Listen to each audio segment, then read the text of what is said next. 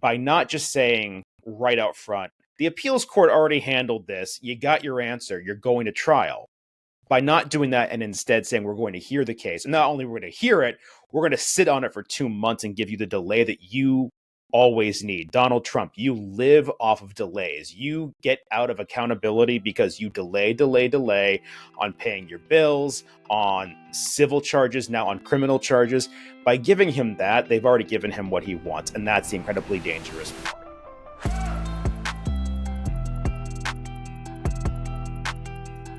Hey there, welcome to Good Guys Getting Better. I'm Christian Hanley. I'm John Borden. So, John, we caught up yesterday offline. The two of us need to get right into it today. This we might even be able, for once in our history so far, to get an episode out early, and that's because of some crazy news. The Supreme Court has just given Donald Trump everything he hoped for, which is a massive delay in his ongoing criminal case with Jack Smith about the insurrection and his attempt to stay in power past his term of office. And they did so by granting a writ, or in other words, allowing for his appeal to make it all the way to the Supreme Court before his criminal case continues on the question of whether or not a former president, in his case, has the right to absolute immunity even when he's out of office, immunity even from criminal prosecution. You had some thoughts last night. You called me and talked about how this was, despite everything else that's happened, all the things that have given us a lot of pause, all the things that have made us kind of pull our hair out. And I say us, not just the two of us, but Aleem, who's not here today. He's actually having a real life and family time right now. But, you know, people across the country right now will really, how dare he do that, right? I mean, he's going on a cruise and you know, having time with his, you know, that just, come on, man. There's stuff to do. There's a podcast to record, right? But you know, all of us have been, obviously, you can see it in how much I've aged in the past 8 years since 2016. But despite all of those things, this, for you called me yesterday and said this really was a crossing the Rubicon moment. This was something that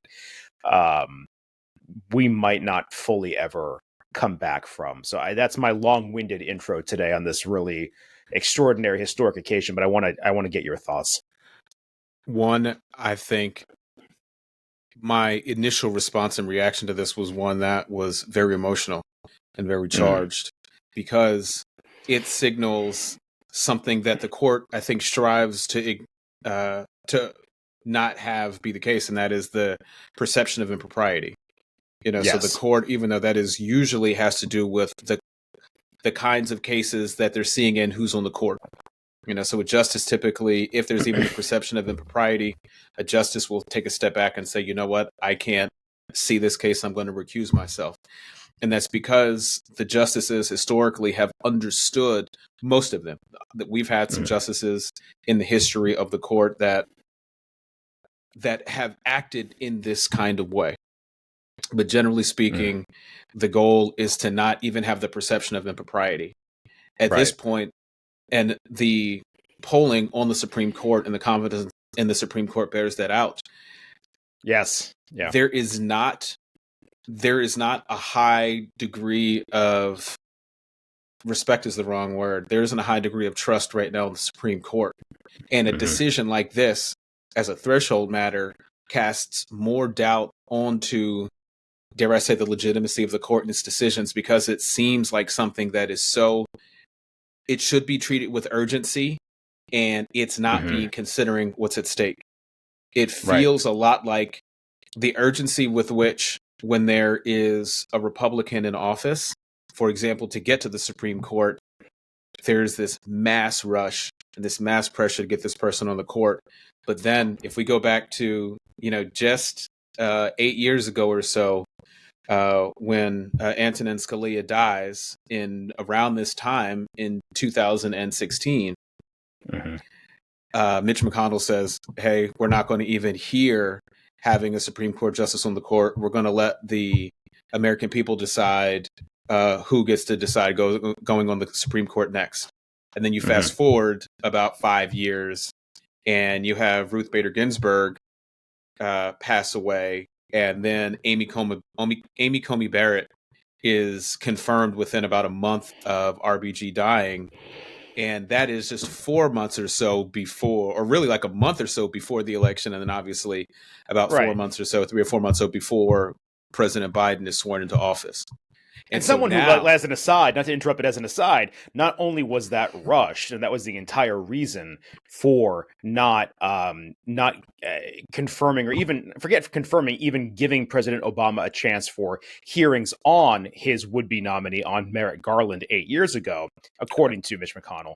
But not only was that then rushed with Amy Comey Barrett years later, but you then have a rush and somebody who's nominated and confirmed, who is, according to the American Bar Association and literally everybody else and their uncle, basically does not have the chops, is young, is barely qualified, does not have experience as a trial attorney, and who is extremely young. And at that point, the game is totally up, right? It's like they don't care about having the most qualified people or taking their time and having that judicious process, no pun intended, of nominating Supreme Court justices. It's really about how do we get as many 40-somethings as possible onto the court, such that we can lock in an arch-conservative supermajority and basically pass legislation from the bench for generations to come.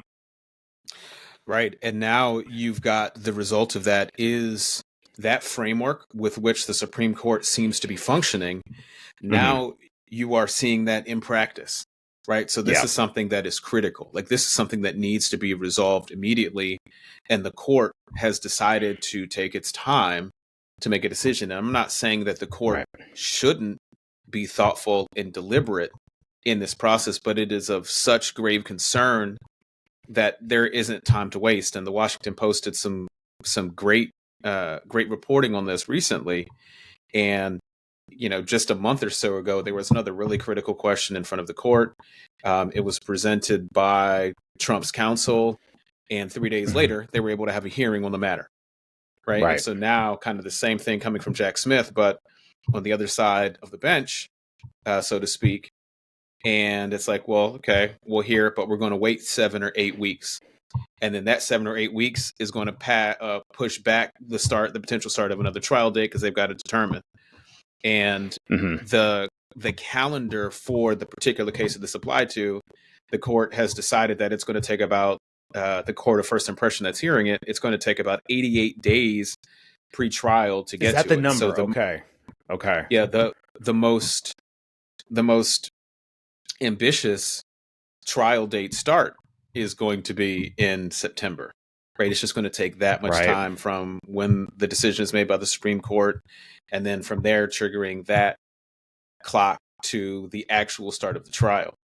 So let's do it in sequence, though, because I know that even for me, who follows this and lives in this stew to some extent, and you do too, even for us, there are so many cases and so much going on with different civil and criminal matters for Donald Trump. It's hard to keep it all straight. But in this one, you're talking about the criminal case brought by Jack Smith. And the problem is that with the Supreme Court now deciding to weigh in on this very simple yet critically important issue of whether or not we can even move forward, because of whether there's a question of whether or not there isn't a question, I would argue, but Donald Trump is alleging is a question of whether or not he can be even criminally liable, as a former president. It sets off this whole new domino effect where here we are now in March, or at the end of February, when this happened, of 2024. Supreme Court then is giving 7 or 8 weeks from that point into, what is it now, April, May, to then have this question be answered by the court, because they are going to take it up. That will then push back whatever time they need to render a decision, right? And then you're saying from that point, then once that decision gets made and passed back down to the original court, the trial court, where there will be the trial to answer the question of the main question of whether or not Donald Trump is criminally liable, whether or not he's guilty.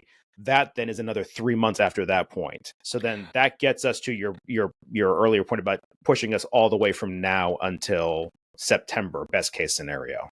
And that's absolutely right. And that chronology is correct. And again, that is best case scenario. There's also a case where, and that's assuming that they're able to turn around a decision quickly. That's also assuming that they render a decision this term, right? Like there isn't that much time left in this term, right? And if they don't render a decision in this term, then they're not picking it up again until October of 2024. And obviously that is on the eve of the election. Right. So, the concern that the Washington Post has is that there is a possibility that if Donald Trump wins, the court could still decide that that the president doesn't have absolute immunity. Mm-hmm. And if that is the case, and Donald Trump wins, then if the office of the president and or the president themselves doesn't have immunity, then of course the concern is that Donald Trump then goes after his predecessors, his living predecessors, minus Jimmy Carter. So that is a concern. So where does that leave us? This is the point at which the United States of America needs to hold. This is an appeal not just to, from me, this is an appeal not just to Democrats or independents. This is really a gut check in a defining moment to everyone that is within earshot of this. You have to be paying attention. There's no way to get around it, right? This is not about your side winning. I understand that that's the way that we think. I understand that we're rooting. I understand that we like to be on the side of the winner. But this is not binary in this regard. America needs to survive this. Everything that is being wrapped up in the hopes of Donald Trump signals a new America, and not in the way, even that people are supporting him, not in the way that they think is going to happen. Right. And this is going to impact everyone's lives. It's going to impact your life if you're a part of any affinity group that is not a white male. This is not fear mongering. Christian and you and I were talking about this. Look at Project 2025. This is not some secret plot. This is something that's very open. Go to Wikipedia. It's there. It's on the internet. This is something that the current majority in the Republican Party is very excited about. This is the platform. This is the goal. This is not someone on the left fear mongering. This is factual. I'm asking, I'm begging, and I'm pleading. It's going to require action. It's going to require attendance. It's going to require that we participate in the most robust way that we ever have in the voting process. We have to pay attention. And people in the media, I know that so much of your existence has to do with ratings, which has to do with dollars, which has to do with someone owning the property that is your TV station, your network, whatever it is. You've got to make a choice. The status quo will shift, and it will shift in a way that's disfavorable for everyone. This is an important thing. If Donald Trump is allowed to get into office, it will signal the dismantling of everything, so many things that we all hold dear. And I don't think it's fear mongering at this point because he says it. Here's the thing about Donald Trump. He says everything that he's going to do. The most clear as day example to me was when he started signaling in June of 2020 that if he doesn't win, it's because the election is rigged. Maybe even May of 2020. If I don't win, it's because the election is rigged. The election is rigged. And then he doesn't win. The election before that, right. There's and of course, it was a narrative that carried over. I would encourage everyone, pay attention to what he's saying. Pay attention. He's telling you what he's going to do. And his history suggests, to his credit, most of the things that serve him, that are important, he's going to do what he says he's going to do. So this just signals, look, you give him time, you give him an opportunity, and if he wins, this is what it's going to be. And it's not, Christian, as you said the other day, and you can hopefully talk more about this, but it isn't just, a decline in Americana. This has implications all over the world. America has to stand. Christian, what are your thoughts? No, I mean, exactly. Two things. I want to start going back a moment to your earlier point about the media. There were a few people, predictably, on the, I would call, center left. There's really no far left in broadcast or mainstream journalism whatsoever in the United States. But the people who are called the left sort of had their hair on fire, so to speak, when this decision by the court came out. Not the decision, but the decision to take up this question. And it wasn't universal, though. You know, Chris Hayes was shaken visibly, MSNBC, but it was not even universal there. And you know, you mentioned the Washington Post. I pulled up their site after, and there were a few comments, and there was the headline, there was some commentary, but it was not stop the presses. It was one story among several, along with the Michigan results, along with Gaza, along with, I mean, there is a lot going on, to be fair, but to your point about ratings and about how that informs coverage and editorial decision making. I mean, this is something where it is, we've talked for years now about the need for Republicans like Liz Cheney and Adam Kinzinger and, well, pretty much no others, who needed to put party behind country, put country over party. In the media, there's a need to put country over ratings right now, especially because you're talking about someone coming into office who has said that he would not only erase the line between the White House and law enforcement, between the executive and law enforcement, but would use that erasure to also then reach into the FCC and start revoking broadcast licenses from anyone who criticizes him. Mm-hmm. And that's serious. I mean, you know, you've got the internet, you've got other ways that people have always, through the written word and through person-to-person communication, been able to speak out against their government. That's always happened, sure, but let's be real. Most of the way that media gets out, that whether it's broadcast or over the internet or cable, it's using technology. It's how it transcends distances and reaches everybody at the same time. It's how people in California hear about things at the same time happening in Washington as we do here, just outside DC.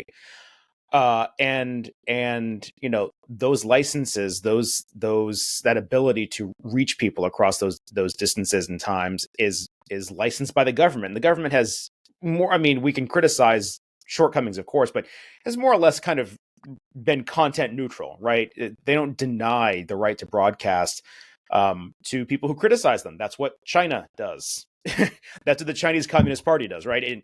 And not only do they not allow for broadcasters to speak out against them, but they control the internet. Bill Clinton very famously made some very arrogant remark in the late 90s when he was still in office, right before he left office. Something to the effect of, just wait until China, you know, tries to regulate the internet. They can't control what's coming. It's going to be freedom and free markets and free ideas and all this. And look what happened. They actually do control the flow of information even more tightly now, in a much more granular detail, because they do reach in and control those means of communications. And so for people who still have that megaphone right now in the United States, this is a moment to really put country over ratings. This is incredibly, incredibly dangerous because, and we're going to make this point several times over, I know, in this pod, even absent a final ruling from the Supreme Court, the fact that the court made the decision to hear this, despite the fact that the appeals court already thoroughly researched this issue and wrote a very not condescending, thorough, thoughtful opinion and really put this matter to bed. The fact that they still felt the need to interfere here and take this appeal from the Trump campaign, from Donald Trump, and then not only make an emergency sort of accelerated timeline to hear and decide this case, they're still giving him what he wants. Absent that final decision, they're still giving him that delay that effectively is a decision in and of itself, which is, you know what, let's not talk about this. You go on and go ahead. Keep your campaign. There's a piece here that we need to also address, because you keep using the term writ, and I don't know if all of our listeners are going to know what a writ or certiorari is. But can you explain what the writ is? We're going to dip into our con law bag here, but can you talk a bit about what the writ is? Yeah. So I didn't realize I was saying that, honestly, but yeah. So basically, just the court being able to, or not being able to, the court saying that they are going to take up a case. The court gets countless petitions every year to hear different cases from across the country, from people who have gone all the way up from trial courts to appeals, all the way up the system, and then want the final word to come from the Supreme Court. And most of those cases never get heard. The court turns away most. But when they grant a writ, that's when they say, like, yes, we're going to hear the case. And so my argument is, and it's the argument of many other people as well, by even granting that, by not just saying right out front, the appeals court already handled this, you got your answer, you're going to trial. By not doing that and instead saying we're going to hear the case, and not only we're going to hear it, we're going to sit on it for 2 months and give you the delay that you always need. Donald Trump, you live off of delays. You get out of accountability because you delay on paying your bills, on civil charges, now on criminal charges. By giving him that, they've already given him what he wants, and that's the incredibly dangerous part. And to your earlier point, because I did say I would address the media question as well as your point about this being in the United States. What we had discussed offline before is just that this is not the same thing as when the rule of law or democracy has been eroded and degraded or even fallen apart in other countries. The United States, people talk about it as a superpower, and it is, but it's a lot more than that. If democracy and the rule of law fall here, democracy and the rule of law are under attack across the world right now.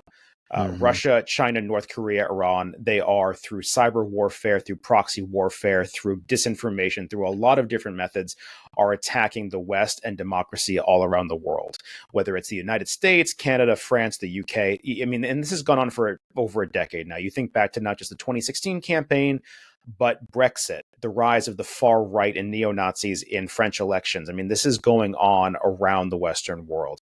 If the United States is to crumble and have Trump come into office again and tear apart our institutions, our norms, our rule of law, it will not just stay here. It isn't something like when Americans talked about 20 years ago, if Bush gets in and we're going to go do whatever, it isn't like every single election where Americans say, if I don't get my way in this election, I'm moving to Toronto. Like, good luck with that. The United States, is not just the third largest country in population by a distant margin, but you're talking about 1/4 of the world's GDP, the hub of the world's financial system, aside from London, the second largest nuclear arsenal. I can go on and on and on. The safety standard for domestic and international air travel. I mean, all these things that we sort of take for granted, how other countries around the world even predict things like, hey, citizens, get to the high ground, a tsunami or an earthquake is coming, right? All of these things that make, airplanes run on time and have safety standards and have any sort of predictability for life on Earth and the economy, those run through the United States. It's that's not interesting. jingoism. It's not. Sorry, I just want to finish the point. It's not Please. jingoism or like nationalistic pride. I'm not a chest thumping right winger at all. I'm not. John, I like to travel, speak different languages, work with people from different backgrounds and across the world. It's not about that. It's merely a statement of fact that this is what has sort of held the world together to the extent it can be held together and maintain any semblance of peace and security for the past 80 years on planet Earth. If this experiment in democracy and the rule of law crumbles, it will not stay within the borders of the United States. Christian, you bring up a really good point. And I like to own phrases and really apply them. And it's so interesting to even think about America's greatness. Like what you just defined, you could break all of those things out into separate categories. You're talking about science, you're talking about aviation, you're talking about general standards for governing our lives. So much of that is the product of American ingenuity really over the last 70 to 80 years. You talked about last night, post-World War II, like the rise of America, not just as an economic superpower, not just as a military superpower, but also as a superpower of innovation, technology, and governance, with all of its flaws. And if we were going to think about American greatness, it is in that, so, and it's so interesting, the debates that we have in this country now as to what's important. Like Make America Great is one of the most nebulous things. And when you think about it in the context of what you just described, it is clearly a dog whistle, right? Like, we're not Mhm. talking about investing in our education. We're not talking about making the most civically active and responsible people. We are talking about, like, hey, do you feel really energized about a particular worldview in a particular part of one party in the United States of America? Like, there isn't really an inclusion of all, or definition of all the things that make America great. Mhm. You know, like, us as the leader and all of those things. Like, there's no pride in that right now. You Right. know, and when we do think about our pride, it's with such arrogance and with Mhm. such a lack of awareness as to what goes on in the world around us. Like, we don't have the benefit of that right now. Like, we do have to compete. Right. And at this point, we have to compete, as we've talked a lot. We don't have the moral high ground. Like, it's eroded so much, you know, Mhm. since World War II, arguably starting with Vietnam. You Yeah. know, Well, like, the yeah. way that we conduct Yeah. ourselves, you know, in the world, you know, every time we do something, you know, from Vietnam really to Iraq Gaza, and now Gaza. right? Yeah. You know, like, you can just see, like, why are you there?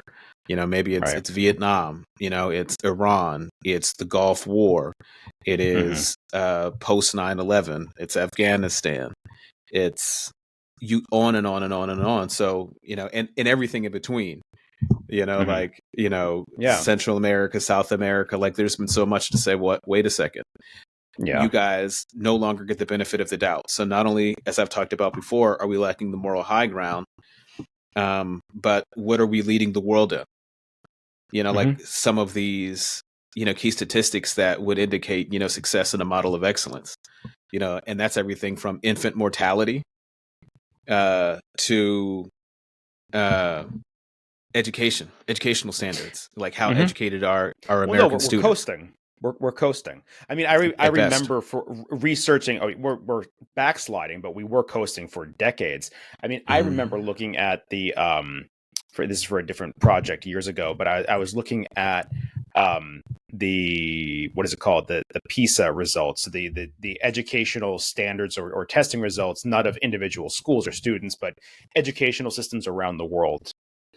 And every once in a while, periodically, they will do a test where it's within a large system. So, for example, I think it was maybe 10, 12 years ago, they did one where they didn't just look at the US versus other countries, but, you know, different states in the US and compared them and then compared those with other countries. And in that, we saw that students from Massachusetts were on par with students from, I think, France, Finland, a bunch of other developed countries. And then students from North Carolina were on par with students from Thailand. And right there, that is where a lot of this starts. It's not about bragging rights or snobbery, or it's about the fact that for as great as we've been, what we have failed to do is, as part of the country has moved forward in terms of health, wealth, education, a lot of the country has been left behind.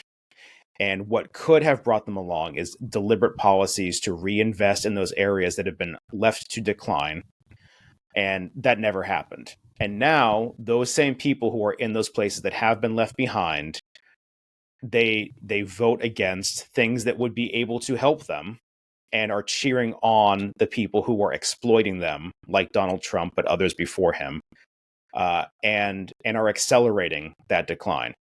And now we see the society starting to tear itself apart. But my point stands that we're not there yet, but this Supreme Court decision where basically it's saying time doesn't matter, rules don't matter, the obvious truth of what's happening doesn't matter.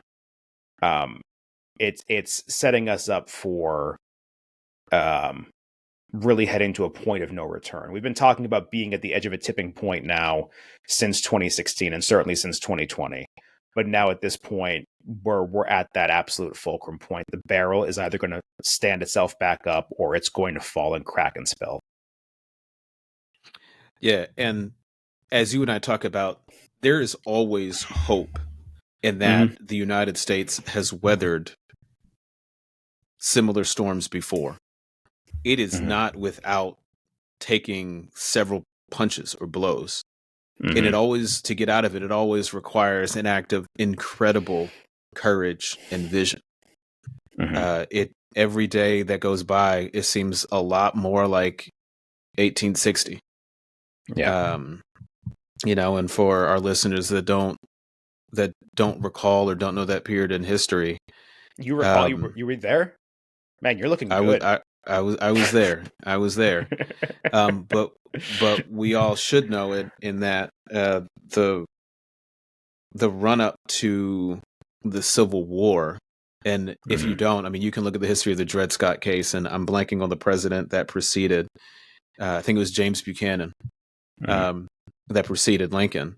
But as Buchanan is coming into office, the Dred Scott case is set to be rendered shortly before Buchanan takes office. And look, he's largely, up until this point, he's largely regarded as the worst president in the United States history. But it's a clear example between decisions that he would make and his closeness and proximity to the Chief Justice of the Supreme Court. And I'll leave it to our listeners to go back and to read and to really learn about it. But, having kind of advance notice about how the court was going to rule in the Dred Scott case, which is arguably the worst decision in the history of the Supreme Court. But it really is this blending of the executive and the judicial branch. Buchanan is regarded as one of the worst presidents because, as it was clear that the Civil War was going to happen, he just sat on his hands. Best case scenario, he sat on his hands and let it happen. Worst case scenario, he was complicit in advancing it. And then for people that can't really understand why the Civil War was such a bad thing, up until COVID, there was nothing that killed more Americans on American soil. Nothing. It wasn't even close. I mean, it was north of 500,000 people. I mean, I think that number's been revised actually based off the amount of disease and starvation. Correct. Yeah. It may be as much as 800,000. I mean, it was. Yeah, I've heard higher, but yes. Yeah. I mean, it was, and the thing that's a little bit different is that the population wasn't 300 million. Like the percentage of Americans.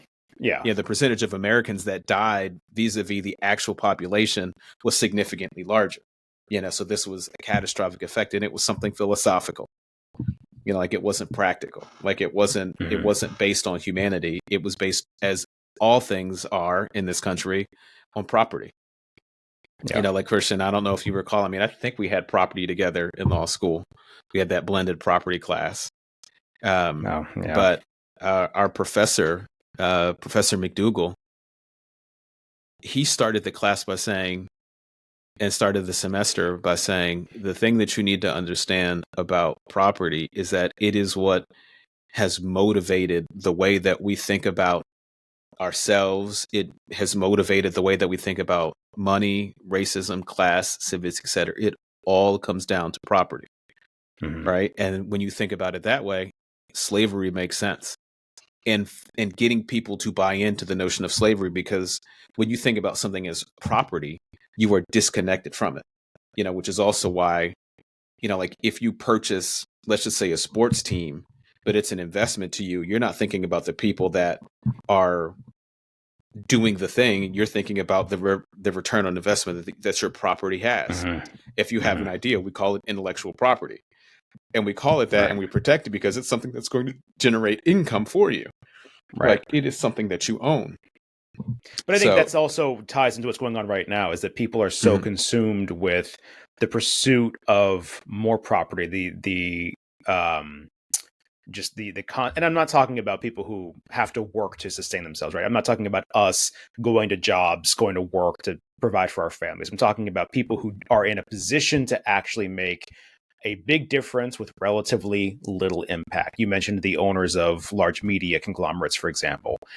That preoccupation with the acquisition of greater wealth and property is what really is clouding their judgment right now, because that entire pursuit is only possible in a legal system where property is upheld as a virtue and something to be protected, right? That's the entire basis of a lot of our civil law. Once the rule of law is gone, it's not coming back, at least not coming back within a lifetime. That's going to be lots of hard work and, frankly, bloodshed to make that happen.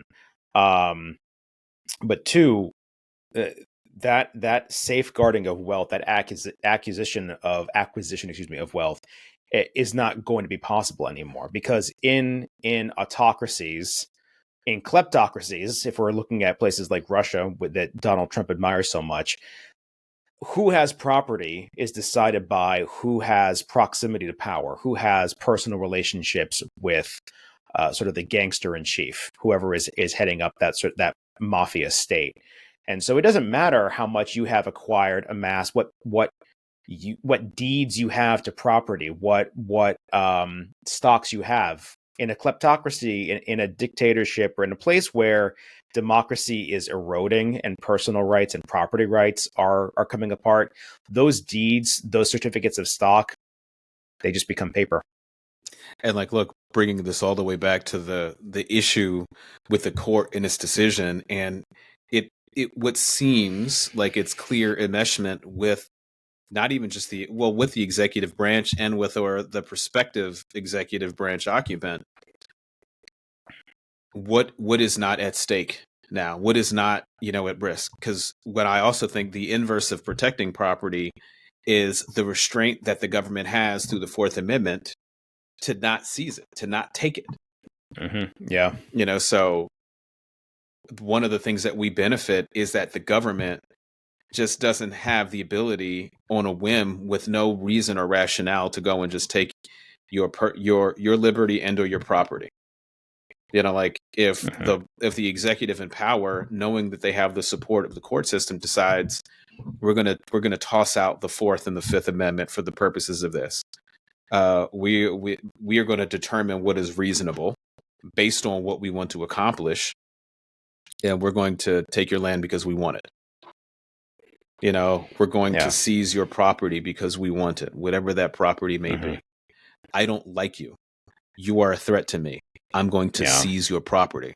As we talked about before, democracy, maybe that's on the ballot. The Constitution is on the ballot. Let's put these things into plain terms. You talked about the FCC. I don't like what you said. I'm going to take away your ability to speak in that way. Right. Yeah, sure. In the past, it's been okay. It's been protected by the Constitution. But I want the First Amendment to apply in a different way to the way that you speak, because you upset me when I said things. Your words, your actions, they are a threat to my political existence. I'm taking that away now, me personally, and having the cover of the court. And it's so interesting because there is such a big deal about the Second Amendment.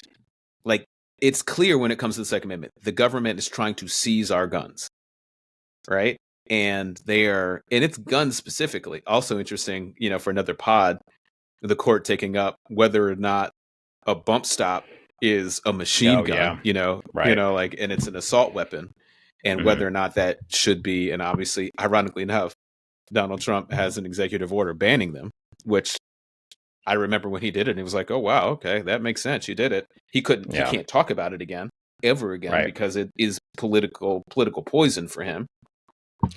But at any rate, well, if you can understand the government and being so terrified of the government taking away your ability to bear arms, which is ironic because we have a military to protect us, it's not totally necessary.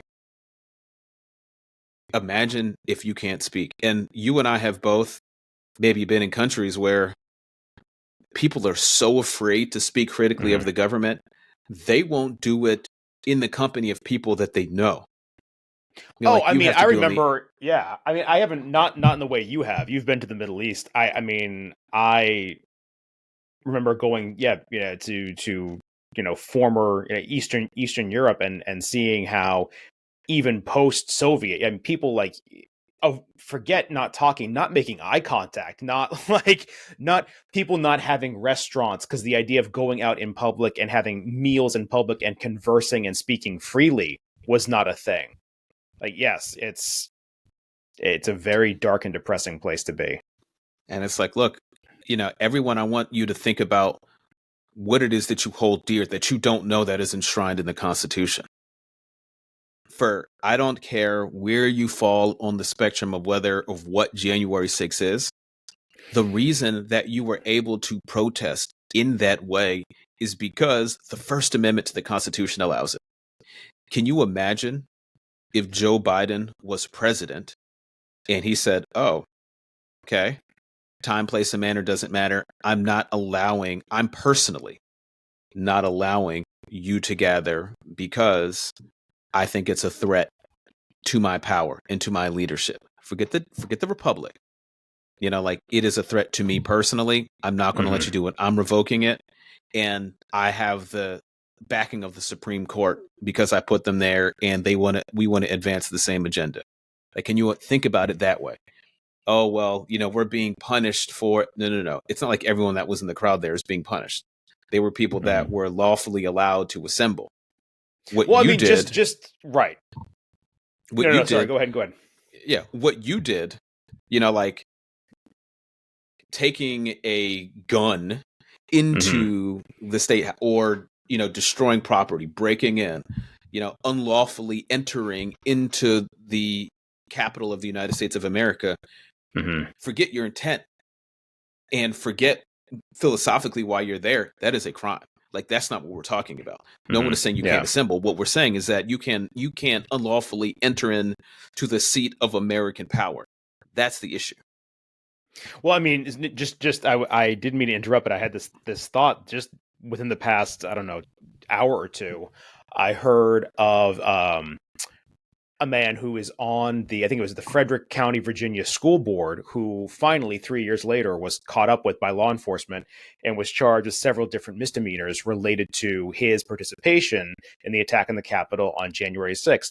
And he had the stones to not only, while he's facing criminal charges, go right to the press and just run his mouth, but to say it was political, that the fact that it took them 3 years to catch up with him and charge him only with misdemeanors and not a felony is proof of how thin the government's case is.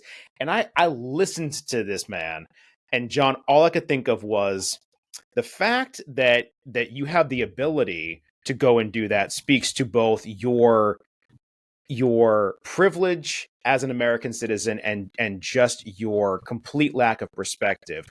Because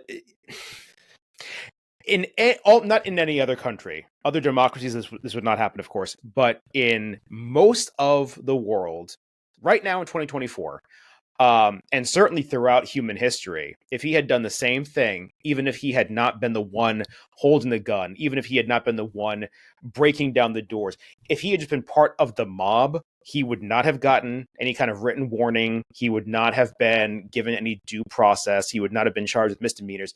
They'd have just freaking shot him on sight, or in earlier times, maybe drawn and quartered him, tortured him, and murdered him right there.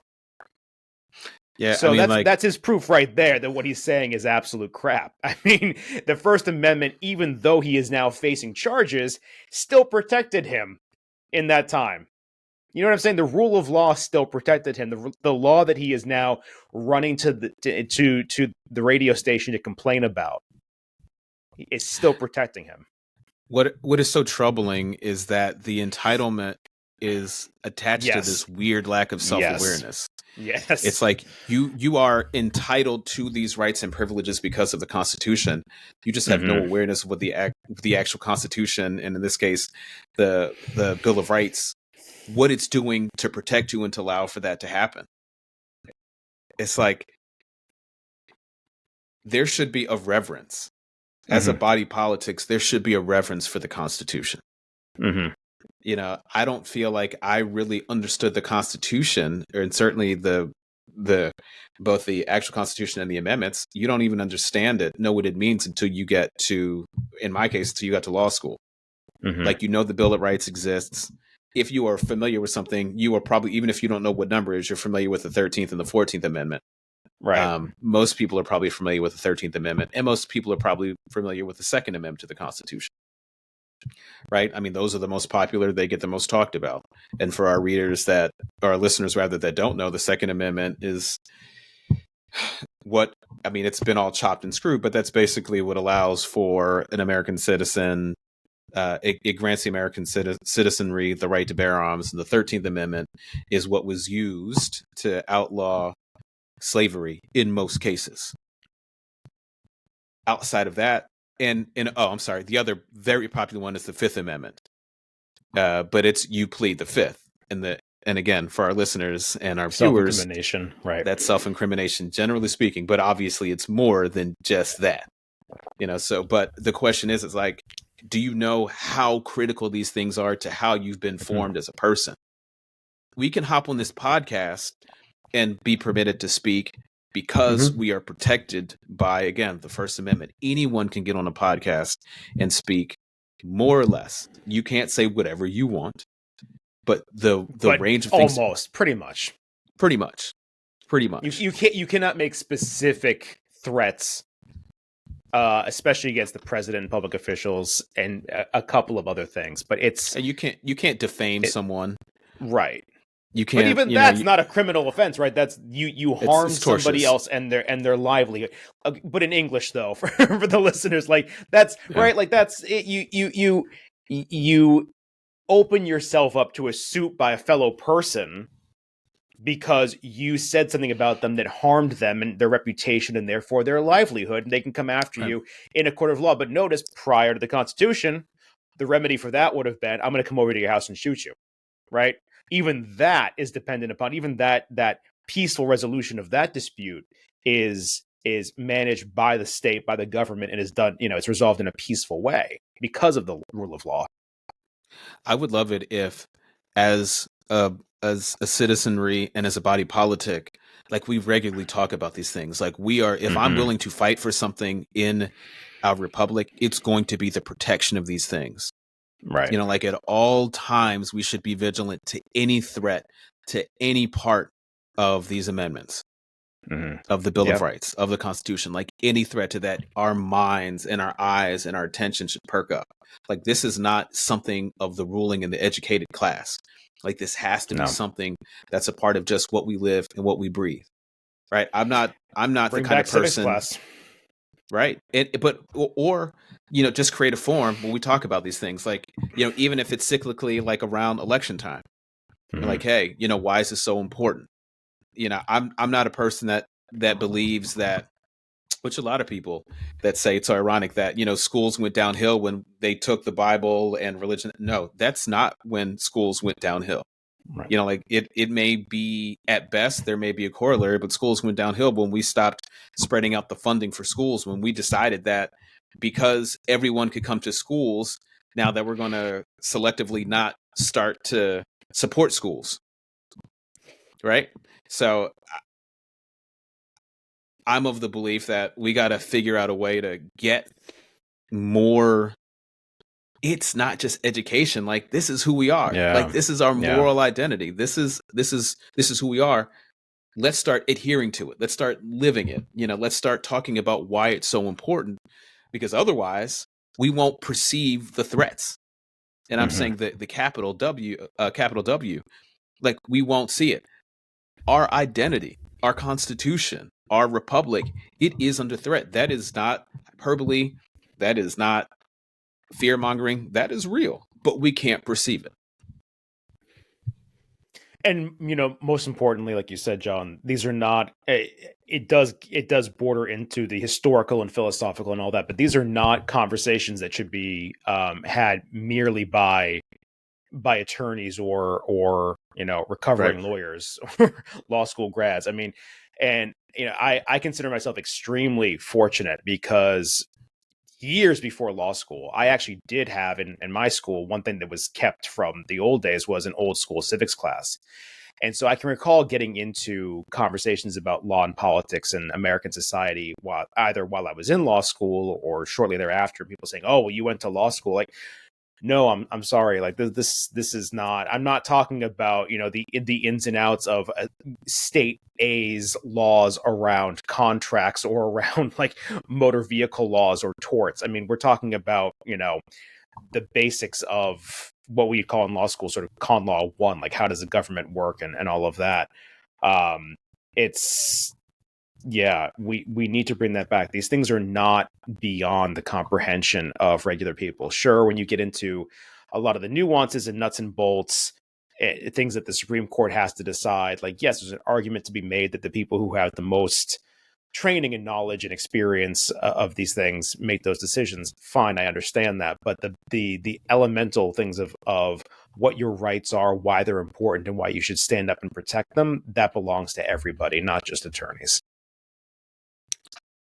I think that we all have an obligation to learn this stuff, to have it truly be a part of who we are, independent of who is guiding us politically. Like, this is not, as we talked about before, this is not a political issue. This is an identity issue. Yeah. This is a moral arc issue. Like, these are things that should be in the front of our mind, regardless of our political party. And I know that perhaps works to the disadvantage of political parties, but it would tilt things in a way that makes sense. Like, who is going to be the best at protecting the Constitution? Because the Constitution is what protects us. It's what defines us. And if we are deciding as a country that that doesn't matter anymore, then America doesn't matter anymore. It'll be America in name and not in substance. And it will not be great. Mm-hmm. All right, John. Well, on that very somber and sober note, thank you.